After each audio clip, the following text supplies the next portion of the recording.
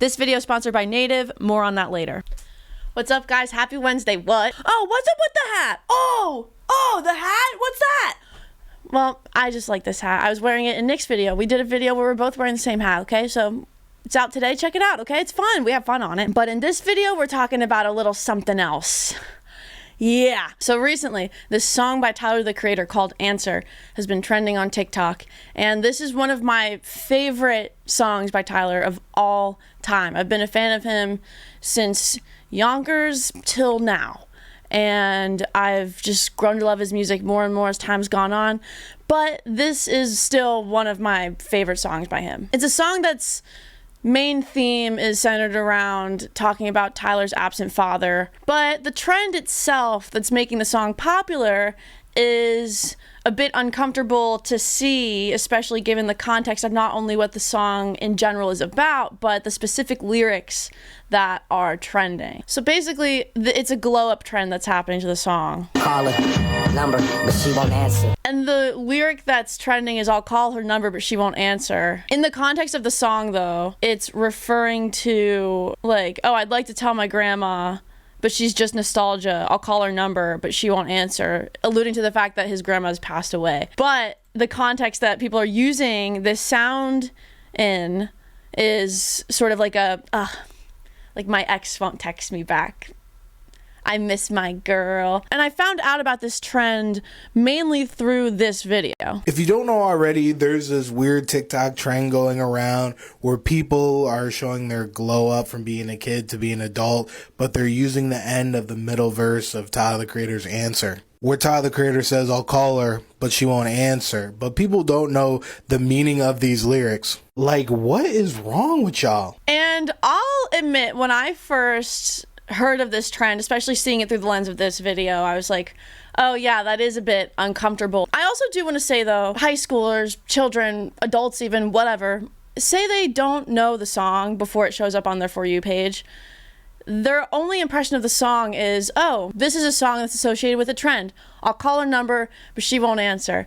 That's all they're hearing of the song. Maybe they've never heard this Tyler song before, and they don't think to have to go Google and find out what the context of this song is to make sure it's appropriate to do a video to. Because they see everyone else doing these glow up trends in this video, I feel like a lot of these people are stumbling across this song and they don't know the deeper meaning of the song because they never heard the song before. And yeah, it definitely is weird if you do know the context of the song. Obviously everyone's experiences are different, but I also personally do love this song because, you know, my dad also wasn't really around. So it's like, for me personally, when I do see people appreciating this song, doing a glow up trend to this song, it's like, oh man, like you're kind of doing this to like a serious song, but at the same time I'm also like thrilled to see that more people are finding this song because I love this song. This song has like really hit me hard in the heart, you know? It's gotten me through a lot of tough times.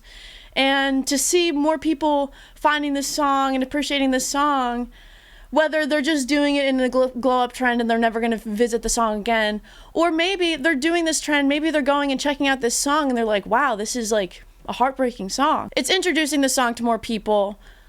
It's Tyler, the Creator. Even though this is one of his like deeper cuts of songs, it is still a mainstream artist we're talking about. I think this is kind of just bound to happen. It doesn't seem like it's coming from a malicious place, guys. Like, these teenagers are on TikTok. They're making these glow up trends to like this song. They just see this song is trending. They're like, oh, glow up trend, let me do it. I don't think it's really fair to expect them to think when they see this song without knowing anything else about the song, ooh, what is this song about? Let me see like what it's about first before I make a video to it. If you don't know the song, I wouldn't expect you to realize what he's talking about in this specific part of the song. And whether you like it or not, this is something that happens on TikTok a lot. I am so happy that Native wanted to sponsor today's video. You have no idea, because I already use their face wash every day. For months I've been using this face wash and I love it. And turns out they make deodorant too, and I tried it and man, I've got some stuff to say about it. I live in LA and it gets hot. So even on the hottest days, Native's deodorant keeps me feeling fresh and smelling awesome. Native provides 72 hours of odor protection. It's aluminum free and paraben free. Oh, what about cruelty free? Do they do that to it? Yeah, it's cruelty free too, actually. Native has a huge range of scents to please anyone, from the subtle sweetness of vanilla with the beachiness of coconut. Or what about the calming salty breeze? Oh yeah, they've got that with the sea salt and cedar. The scents I've tried are eucalyptus and mint and desert grass and sandalwood. The eucalyptus and mint one is very calming, very fresh. It's one of my favorite scents in general, eucalyptus and mint that is, so I'm thrilled that they make this in a deodorant. And the desert grass and sandalwood one has a bit of a sweetness to it, but not in an overwhelming way. It's very soft. It's not sticky and it feels dry when you apply it. 3 of these bad boys would usually be $39, but if you use my link, bit.ly/nativedevlimes, and my code DEVLIMES, you get them for $27. That's over 33% off. Yeah. Thank you so much to Native for sponsoring this video. And now let's get back to the meat. Another song that does immediately come to mind when I think of this sort of phenomenon is King for a Day by Pierce the Veil. And specifically, the lyrics that were trending for this song were these. You told me think about it, well, I did. Now I don't wanna feel a thing anymore. A lot of people were sort of just doing this trend where they used this filter to King for a Day by Pierce the Veil, which specifically was to the lyrics, you told me think about it, well, I did. Now I don't want to feel a thing anymore, which is sort of a double entendre within this song, a song that I also loved growing up, that also got me through a very tough time in my life, that has 2 sort of meanings to this specific part. It's, for one, referring to the fact that, you know, whoever the singer's partner was in this situation is telling him to think about it, to rethink their relationship, and he did think about it and he wants out of this relationship. And another meaning to this lyric that has been sort of touched on in a variety of Pierce the Veil songs is contemplating, like, offing yourself, like the S word. So very, very deep, dark theme to touch on in this song. And a lot of people made videos where they were just like using this flash warning filter to it. And you look at the comments though, and it's like, Pierce the Veil themselves, they're not mad about it. This song, along with a lot of other Pierce the Veil songs, are very, very sad. Like, they touch on some dark topics, and I think a lot of people, including myself, have listened to these songs and unfortunately related to these messages and have gotten through very tough times in our lives with these songs. This is just my opinion too, and I think it's completely valid if seeing these things makes you uncomfortable, but at least when I saw that King for a Day by Pierce the Veil was trending, I was so excited. Like, I was genuinely just like, yes, like, people are finding Pierce the Veil. Like, these are one of my favorite bands.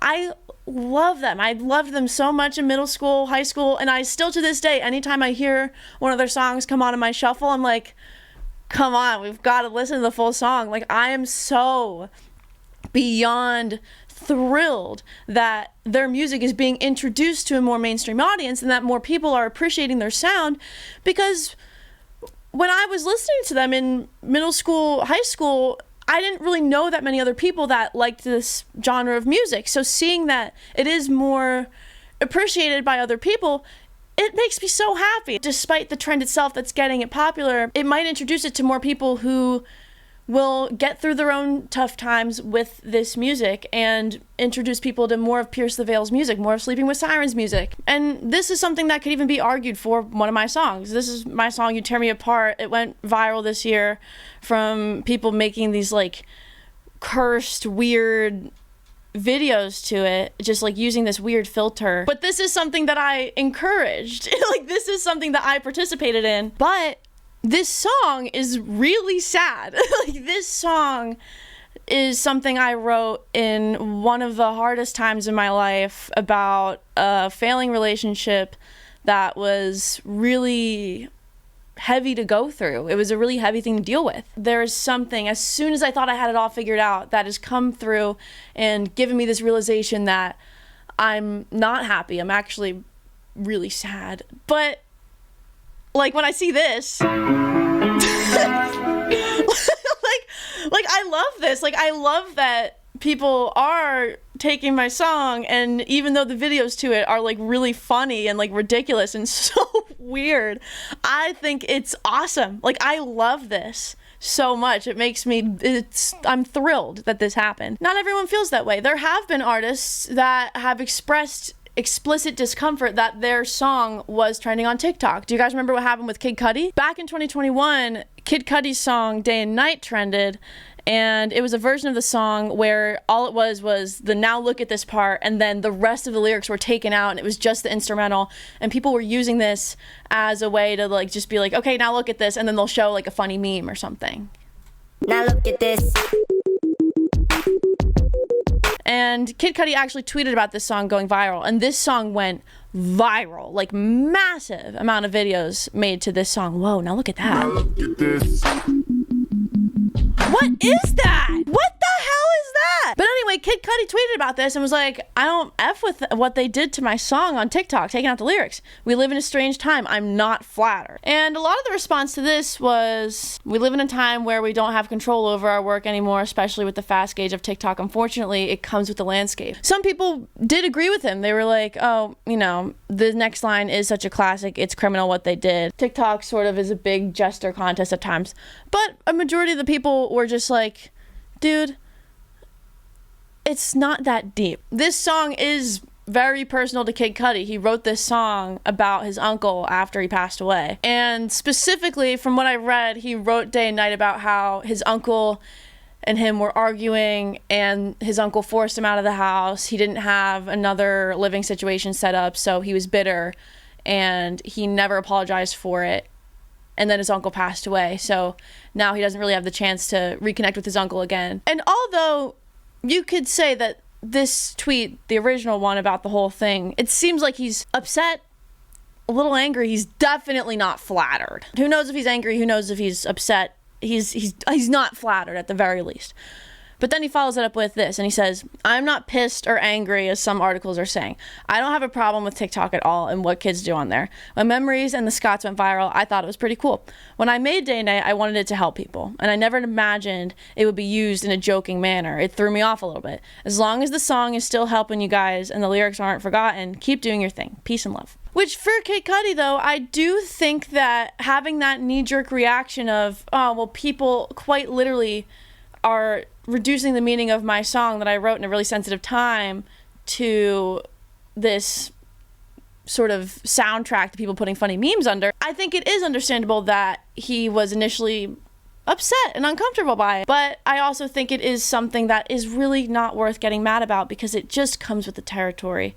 Day and Night, I guarantee you, has been played in countless clubs, on the radio, and people all over have listened to this song and had fun and danced to this song. And people from all over the world, in all different clubs, in different cars with their friends, are definitely just dancing and listening to this song and having fun to this song without really paying attention to the lyrics. They're just listening and enjoying the song. People are going to enjoy music in their own ways. This is just something that is bound to happen, especially with the internet. And one last song I did want to bring up in this video, because I did mention this in a past video about gatekeeping, was when Addison Rae did an ad for American Eagle jeans to Prom Queen by Beach Bunny.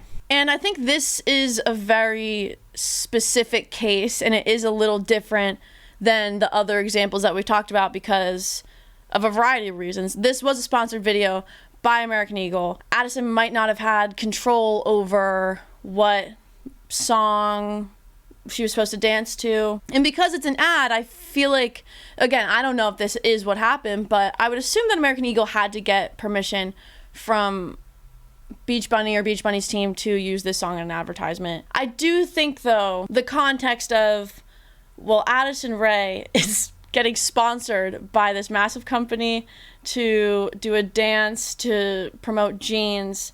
Someone who got famous for being really pretty and dancing and confident in her videos, to a song that is about struggling with an eating disorder, never feeling like, yo, what the hell?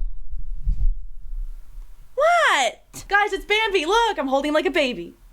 Oh my god, that scared the crap out of me. Anyway, this is an ad to promote jeans.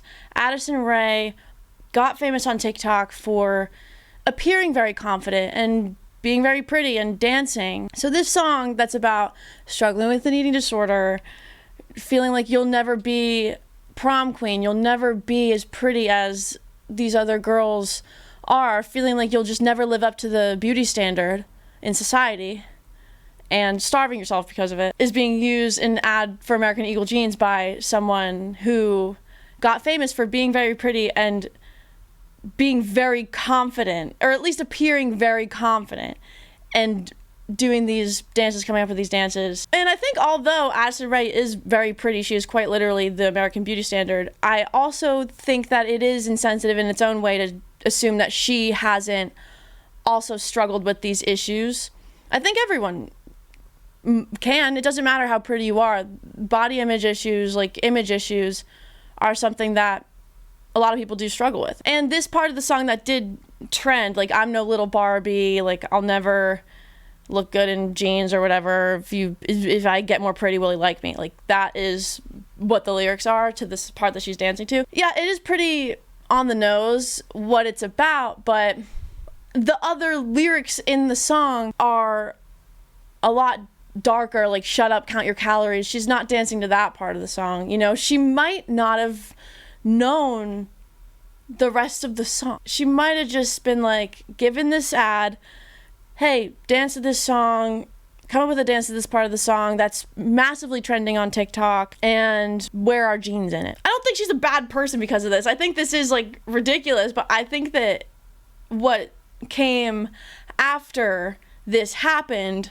was a lot more harmful. When this did happen, there were people who were responding to this trend in very graphic detail, talking about their eating disorders, which I think is a lot more triggering to people who are suffering with that type of stuff than this video. Like the way that people did respond to this video, I thought was a lot more harmful. And again, this is also something I have struggled with in the past, and I'm not in the thick of it anymore, but I think if I were in high school at my absolute worst, seeing this Addison Rae video, I would probably be like, come on, but I would laugh it off. However, if I saw the videos that came out of this when I was in the thick of that time in my life, that would be a lot more harmful to me, trigger me a lot more, and cause me to spiral and just treat myself worse than I already was. Guys, in conclusion, I think we should just all take a deep breath and not lose sleep over this stuff. I understand both sides of the argument. I think, of course, it makes sense that a trend like the glow up trend to Answered by Tyler, the Creator, would make you uncomfortable if that song means something serious to you. But I don't think it's something to get viscerally mad over. It's not like people are actively trying to make fun of what the song is about. I think it's warranted. If it's something that makes you uncomfortable, I completely get it. I was uncomfortable at first too when I saw the Tyler, the Creator trend. I was like, oh, come on, this song really? But you gotta just take a deep breath and be happy that it's exposing this song to more people. Guys, this is something that it's not new with TikTok. It's been happening before TikTok, but even before the internet, when people, you know, take serious songs and enjoy them in a more lighthearted context. That is just something that comes with the territory of putting your music out there. So that's my opinion on it. So thanks for watching, guys. If you like this video, give it a like. Subscribe to my channel. I upload 3 times a week. We just have some fun over here. It's fun and stuff. And yeah, if you want to check out my music, I make music under the name Dev Lemons. I'm also in a band called Queef Jerky, and I'm going on tour soon. It's gonna be really fun. I'm gonna play some songs, so tickets are in the description. If you want to come see me live, it'd be just awesome. So have a good day, guys.